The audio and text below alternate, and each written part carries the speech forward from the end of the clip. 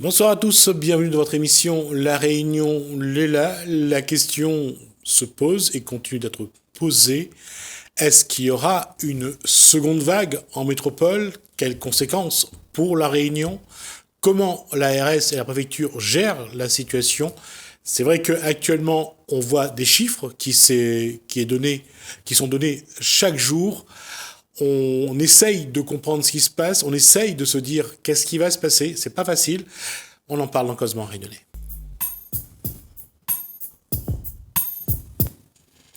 Bonsoir Arnold Jacou. Oui, bonsoir. Vous êtes psychosociologue. Je voulais vous demander, et je vous ai posé cette question d'ailleurs tout à l'heure, c'est est-ce que aujourd'hui, comment on doit regarder ce qui se passe? Ah ben, c'est bien, l'idée de regarder est bonne parce qu'il se fait que j'essaye d'être un observateur attentif des phénomènes sociaux, des situations sociales, des crises sociales aussi ici à La Réunion. Donc j'observe, comme d'autres évidemment, le comportement de la population, le comportement des gens. Et ce qui me semble voir, qui me semble comprendre en tout cas, c'est d'abord le comportement des individus, des gens en général. Il est tributaire de la communication qu'il reçoit de la part des autorités responsables, que ce soit les autorités sanitaires ou les autorités politiques. Il me semble que quand je dis que ce comportement est tributaire de la formation et de la communication, on doit s'interroger sur la nature de cette communication. Donc, je peux dire quelques mots là-dessus? Bien sûr. Bon, donc, il me semble que elle est assez contradictoire. Donc le comportement des gens, il se libère tout seul en fonction de sa difficulté à percevoir véritablement ce qui se passe au travers de cette communication. Moi, je pense qu'une communication publique, elle doit être crédible, elle doit être claire et elle doit être complète, c'est-à-dire intégralité. Et alors, et cohérente, j'ajouterais cohérente. Alors, est-ce qu'elle est crédible? Aujourd'hui, c'est difficile, c'est d'autant plus difficile de dire que depuis le début de l'épidémie, on n'a pas vraiment pu faire confiance à la communication telle qu'elle était distribuée dans la population. Et on ne pouvait pas faire confiance parce que elle changeait ou elle était contradictoire entre les diverses instances. Donc, c'est difficile de lui accorder une crédibilité sans restriction. Est-ce qu'elle est claire? Non, elle n'est pas claire. Certains disent, les mesures qui sont prises de déconfinement et de la fin de l'urgence sanitaire laissent croire que l'épidémie est derrière nous. Et à côté de ça, les autorités sanitaires, en tout cas certains médecins, disent attention, nous ne sommes pas du tout au bout de ce que vous croyez. Il va y avoir une seconde vague. Elle est en train de se préparer. Donc, ne croyez pas ce qu'on vous dit que vous pouvez recommencer à vivre comme vous viviez avant. Est-ce que c'est une communication complète, intégrale? Moi, je rencontre des gens qui passent leur temps à me dire, on nous dit pas tout. On nous dit pas tout, on sait pas d'ailleurs où ça se passe. Il y a des clusters de virus, mais on sait pas où, dans quelle commune. Donc, elle n'est pas intégrale, elle n'est pas complète. C'est pas perçu comme tel, en tout cas. Et donc, si on s'interroge globalement sur la cohérence de la chose, il ne faut pas s'étonner que le comportement global des citoyens et des habitants réunionnais soit considéré comme laxiste. Je sortais tout à l'heure de Jumbo Score, ça s'appelle plus comme ça. Personne ne porte de masque. Pourtant, les autorités sanitaires nous alertent sur la nécessité de le faire, enfin tout ça. Voilà donc le regard que j'ai là-dessus. Maintenant, je peux ajouter encore une chose. Il y a dans l'esprit de la population des lieux stratégiques qui sont porteurs d'une dramatisation bien normale, mais qui paraît quelquefois excessive. Le lieu en particulier le plus connu, c'est l'aéroport, puisque on a vraiment le sentiment que la Réunion a été épargnée par la crise épidémique dans la plus large mesure et que chaque fois qu'il y a des problèmes, ils arrivent de l'extérieur et ils arrivent par l'aéroport. Avant, on a vu tout au début, je crois que c'était au mois de mars, un bateau de croisière qui tentait de s'arrêter ici a provoqué une petite manifestation dans laquelle les policiers sont intervenus, tout ça, parce que déjà, mais je pense que les Réunionnais sont conscients des choses. Ils sont pas. Enfin, moi, j'ai beaucoup d'estime en général pour l'intelligence collective ici à La Réunion. Ils voient bien comment les choses se passent. Donc, c'est inévitable que le sentiment populaire, c'est qu'on est menacé par la réouverture de l'aéroport et des transports aériens. Ceci dit, il faut aussi être conscient, quand on prend un peu de recul, qu'il y a une quantité d'intérêts contradictoires qui dictent les stratégies des autorités. Et dans ces intérêts contradictoires, bon, il y a d'une part les mesures sanitaires pour protéger les gens, il y a les besoins de liberté individuelle, de retrouver ce que nous sommes comme nous sommes depuis toujours, parce que vous savez bien que pour les gens, le bonheur, la manière d'être heureux, c'est quand rien ne change, c'est-à-dire quand on retrouve toujours ses repères, ses habitudes, les espaces où on était, les personnes qu'on a fréquentées. Donc, il y a ces intérêts-là. Avoir des certitudes, c'est bien. Non, pas du tout. On la recherche pas, la certitude. On peut s'y adapter. Les certitudes. Des certitudes. Avoir des certitudes. Oui, certitude, mais se dire parce qu'on a des repères habituels. Ouais. Et puis je trouve que le troisième niveau d'intérêt, quand je parlais d'intérêts contradictoires, je disais les précautions sanitaires, le besoin d'être ce qu'on est avec ses repères, ses certitudes, tout cela. Le troisième niveau d'intérêt, il échappe un peu aux gens, mais il est lourd d'enjeux et de conséquences. C'est le problème économique. Parce que la Réunion ne peut pas, dans la situation présente, où elle est dépendante depuis des générations de tout ce qui vient du dehors, à tort, moi je dis que c'est à tort, mais enfin bon, c'est comme ça, la Réunion dépend des apports économiques de l'extérieur, de ce qui arrive. Je ne vois pas des perspectives d'autarcie se créer comme ça automatiquement. Donc voilà ce que j'observe. Donc face à ces intérêts contradictoires, l'autorité publique, elle fait ce qu'elle peut. Mais quand je dis qu'elle fait ce qu'elle peut, je dirais quelquefois elle peut pas grand-chose et on a le sentiment que c'est le virus qui décide. Et que l'autorité, les responsables qui devraient nous protéger, ne font que suivre la progression et l'évolution de l'épidémie. Ils font suivre, ils l'accompagnent, mais ils ne décident rien du tout. Ils réagissent. Mais comment la population réunionnaise réagit à ces informations qui ne sont pas toujours cohérentes ? Alors, attends, je ne sais pas si ma réponse va vous satisfaire. La population de la Réunion, elle fait ce qu'elle a envie de faire, selon sa perception très très variable de la situation et des informations qui lui sont données. C'est-à-dire, les gens retrouvent leur autonomie d'action, leur façon de faire, qui les arrange, qui correspond à leurs intérêts. S'ils ont envie d'aller faire des courses, ils vont faire des courses. Les distances, les masques, ça, ils s'en foutent. La façon de dire bonjour. Mais ils se font la bise, ils se serrent les mains. Il y a de tout. Il y a des gens qui se donnent le coude, il y a des gens qui se serrent la main. Qui se fait check. On recommence à s'embrasser, à se serrer dans les bras. Heureusement. Mais les gens partent en pique-nique avec les cousins, les cousines dans les halls, tout ça comme avant.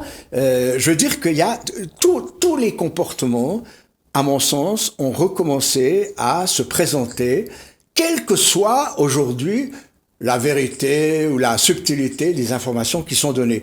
J'ai envie de dire, c'est comme si on les écoute pas vraiment. La seule dans l'environnement qui est le mien, qui est un environnement créole, même si je suis français, tout ce que tu veux, dans l'environnement qui est le mien, la seule préoccupation qui touche vraiment les gens, c'est combien il y a de nouveaux cas ce soir et d'où ils viennent.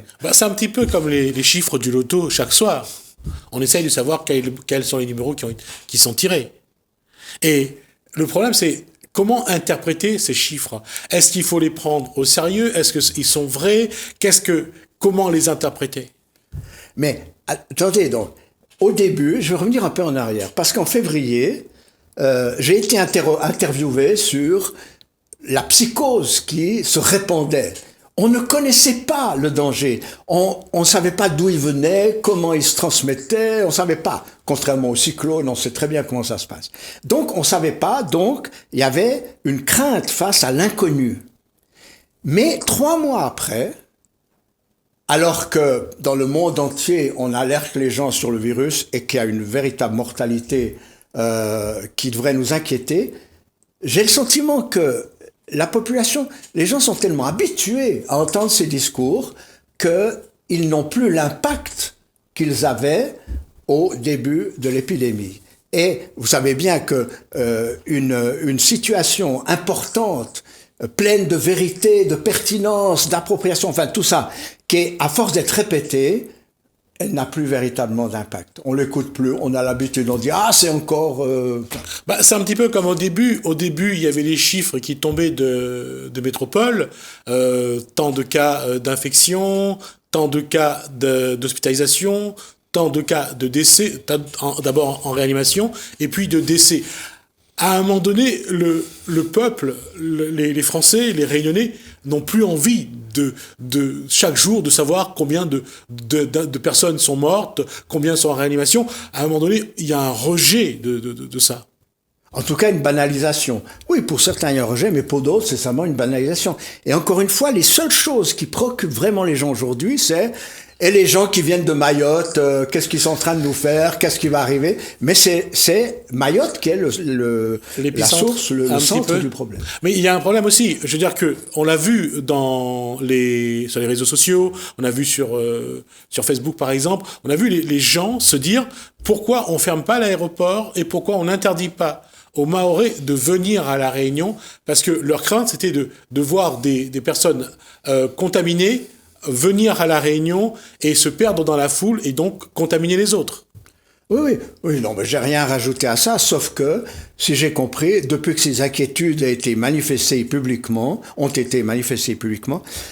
des mesures ont été prises pour tenter d'avoir un filtrage à travers les tests, à travers la septaine, tout ça. Ouais. Donc il y a un filtrage qui est établi, 72, si j'ai bien compris, 72 heures avant de s'embarquer, en arrivant sur place, 7 jours après. Donc il y a quand même des mesures qui sont prises. Mais j'observe que les gens n'y croient pas beaucoup. Oui, parce que la question, elle est là, surtout au début, par exemple avec la gestion des masques. Ça a été un petit peu, on monte, on descend, un peu la roulette russe. On fait pas, c'est bien. Ce qui était bien hier ne l'est plus. Ce qui n'était pas bien hier devient bon. À un moment donné, c'est difficile de trouver la bonne posture et surtout de savoir est-ce que c'est vrai ou pas ce que dit ceux qui donnent les informations. Absolument. Mais donc, le comportement des gens, on le voit bien, comme toujours, c'est un symptôme, c'est une conséquence, c'est un effet. Il faut remonter à la cause de ces conséquences de laxisme. La cause, c'est l'incertitude à propos d'informations qui sont souvent contradictoires. Voilà. Et le pire, on voit, non seulement l'information n'est plus tellement crue, mais la source de l'information, c'est-à-dire les instances publiques, elles se font moucater. L'ARS, c'est un parasite qui envahit la Réunion sans être utile. Le préfet, il fait pas son boulot, on lui demande de démissionner. Je veux dire, c'est le rapport à l'autorité publique qui est entaché d'une méfiance croissante. Et justement, cette méfiance-là, elle ne peut que grandir quand on entend des chiffres donnés. Je ne remets pas en cause les chiffres, mais je remets en cause à un moment donné que les individus, les Réunionnais, sont naturellement dans une situation de se poser la question. Est-ce que c'est vrai? Est-ce que c'est pas vrai? Est-ce que c'est pour faire en sorte que les Réunionnais soient plus vigilants, soient plus méfiants, ne se laissent pas aller à dire qu'aujourd'hui il n'y a plus de danger? Comment se comporter par rapport à des chiffres dont on ne sait pas s'ils sont vrais ou pas? Exact, bah oui. Non, mais moi, j'ai pas la réponse. Comment se comporter? Ou du moins, je l'ai déjà donné abondamment. J'ai décrit ce que je pensais. Les gens se comportent en ramenant à eux leur propre discernement. Il peut être fin ou gros doigt, comme on veut, mais ils font ce qu'ils pensent juste de faire. Et là, il me semble que personne ne se sent véritablement menacé. En revanche, le jour où il y a un décès qu'on considère comme autochtones, comme on dit, tout ça, là, tout de suite, on va voir le comportement évoluer de nouveau, enfin un sursaut. Mais dans la situation actuelle, moi je n'en vois pas, véritablement. Partout où je passe, que ce soit dans des rapports interpersonnels ou dans des rapports collectifs, dans les lieux collectifs, les gens qui vivent avec un masque, d'abord l'enlèvent très rapidement, et quand ils le gardent, j'observe que c'est une petite minorité insignifiante. Oui, et ça montre aussi une chose, c'est que la population a soit une forte assurance, soit une grande confiance dans ce qu'ils savent ou pas, mais surtout, on ne sait toujours pas si c'est le bon comportement ou pas par rapport à un contexte qu'on ne connaît pas. Oui, c'est tout à fait ça. Je trouve que vous avez une vision très juste, et en tout cas qui rejoint la mienne. Oui. Et alors, aujourd'hui, cette population-là, elle est assez mature, assez responsable, ou elle prend des risques? Mais franchement, d'abord, non, elle n'est pas mature. Elle n'est pas plus responsable que d'habitude. Elle s'adapte à la situation telle qu'elle est perçue. Donc, c'est une population adaptée. Elle s'adapte à la situation, comme elle le fait toujours.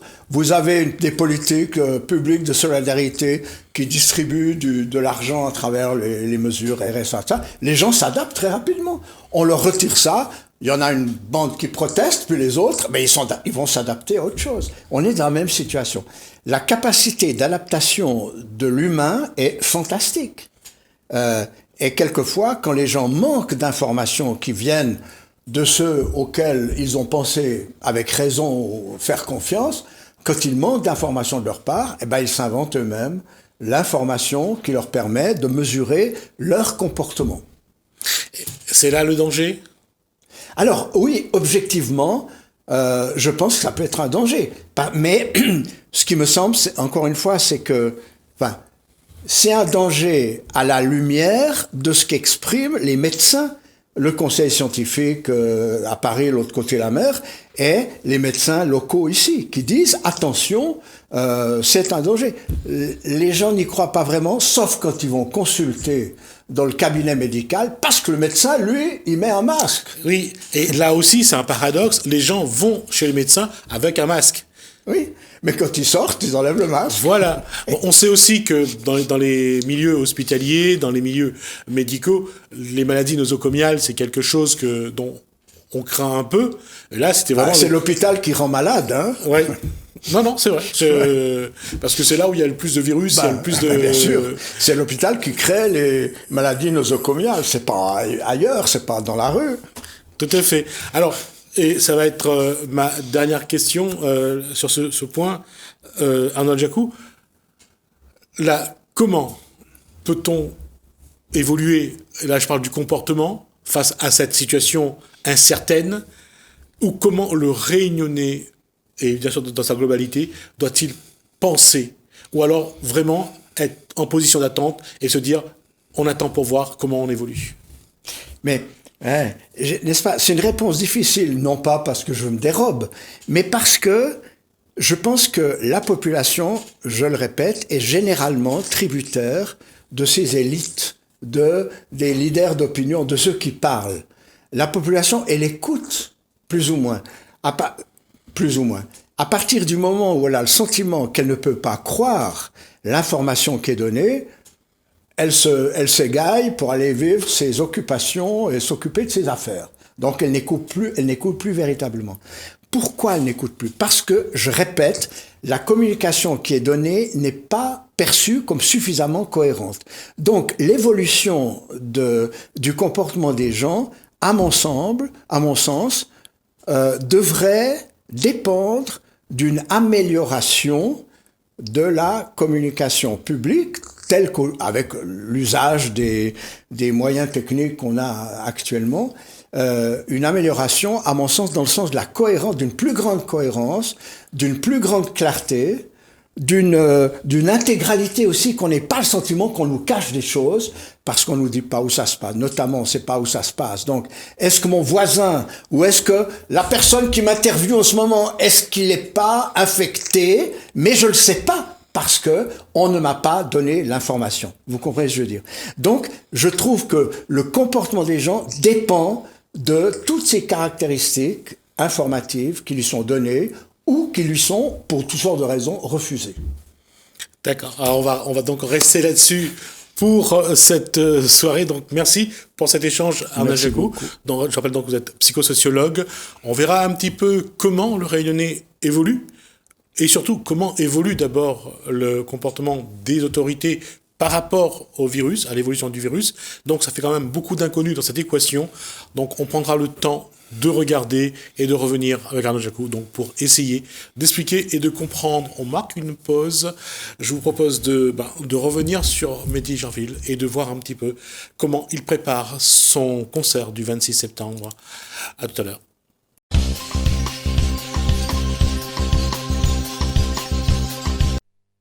Comment moi la vu ton chemin au loin briller, aller. 10e album, Mehdi Gerville, qu'est-ce qu'il y a dedans? Qu'est-ce que Mehdi Gerville a voulu apporter qu'il n'avait pas encore fait? Pas encore fait, je sais pas, j'ai pas encore fait. De toute manière, tous les albums sont censés être nouveaux, avec un nouveau son, avec de nouvelles peut-être tendances. Mais c'est vrai que là, sur Mon Maloya, en fait, c'est la manière pour moi de voir cette musique, de l'entendre, de la vivre. Et effectivement, Maloya, normalement, c'est comme il dit le conservateur, va dire, ben oui, c'est percussion avec la voix. Mais moi, j'aime bien entendre Aïe mélanger avec les accords, d'ailleurs, c'est ce qu'il me dit dans la chanson. Nourri à lui quelque part d'autres instruments, d'autres influences. Et il est vrai que moi, les influences, il vient beaucoup du jazz, donc c'est un mélange tout à fait naturel pour moi. Et je pense que elle est liée à notre culture que nous avons à La Réunion, c'est une culture mélangée, c'est un peuple métissé, comme notre musique en fait. Voilà. Moi, il semble complètement en accord là-dedans, et c'est ce que moi j'ai envie de faire. Revendiquer cette forme de créolité, cette forme de métissage, en tout cas c'est une démarche de Mehdi Gerville depuis le début. Il y a une façon d'être réunionnais en tout cas que Mehdi Gerville veut montrer. Oui, enfin, il veut montrer, moi l'effet de réunionnais déjà, ça c'est la première affaire.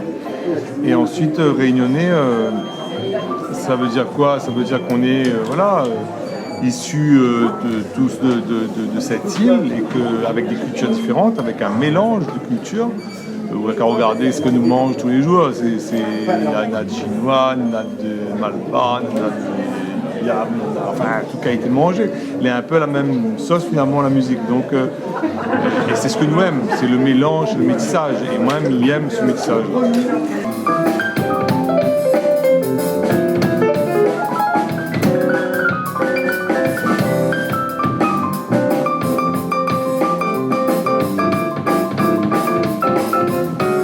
Le Maloya, le métissage, ça appartient au monde et ça appartient pas à un individu. Je pense que voilà, c'est un grand débat. Hein, qu'est-ce qui nous appartient exactement? C'est un grand débat. Après, je pense que voilà, la musique c'est un vecteur d'émotions, de pensées positives en tout cas pour ma part. Et c'est fait pour la partager. C'est pour ça que moi j'ai la chance de jouer dans pas mal de festivals dans le monde entier. Et c'est toujours un partage de le faire. Des masterclass sur ma musique en général. Et c'est toujours un plaisir de voir que les gens sont intéressés par sa musique, qu'ils veulent la jouer, qu'ils veulent la partager. Et pourquoi pas eux-mêmes l'enseigner plus tard, parce que finalement, l'ouverture là-dessus, quand on regarde les Cubains, la salsa est apprise dans toutes les écoles et pas forcément par des Cubains. Et c'est pas pour autant qu'on ne sait pas que la salsa vient de Cuba. Voilà. Donc, pour moi, le Maloya doit faire ce chemin et j'aimerais bien qu'il soit connu, aussi connu qu'une salsa, qu'un zouk ou quoi que ce soit d'autre. Mehdi Gerville, mon Maloya, le Maloya de Mehdi Gerville, c'est quoi exactement? Le Maloya de Mehdi Gerville, c'est un mélange de... c'est un mélange des racines qu'on a de la Réunion, du maloya traditionnel, avec des accords jazz, avec de l'improvisation sur ces accords. Et avec une instrumentation, voilà, ça peut être basse batterie, piano, et mélangée voilà, au rythme du maloya.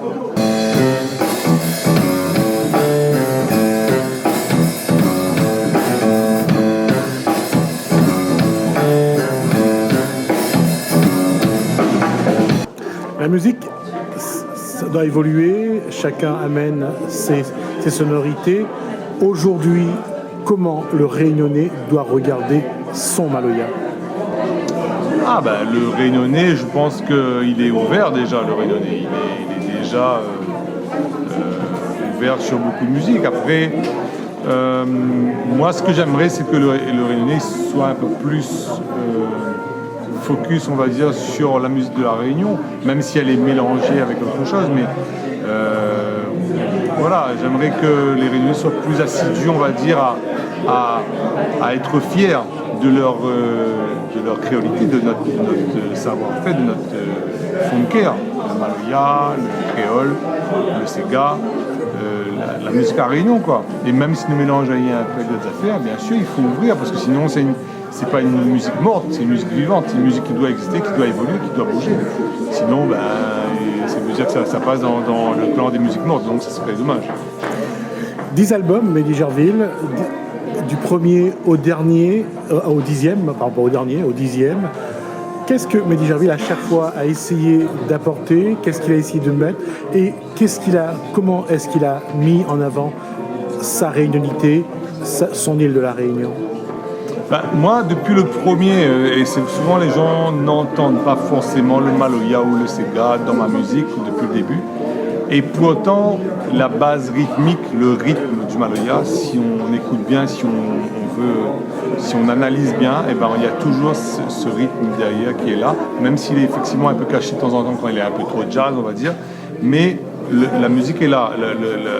Moi, mon funkel est là, mais il peut jouer un cayenne, un roulé, un piqué sur n'importe quel morceau finalement. Donc, moi, ma base, mon inspiration vient de là.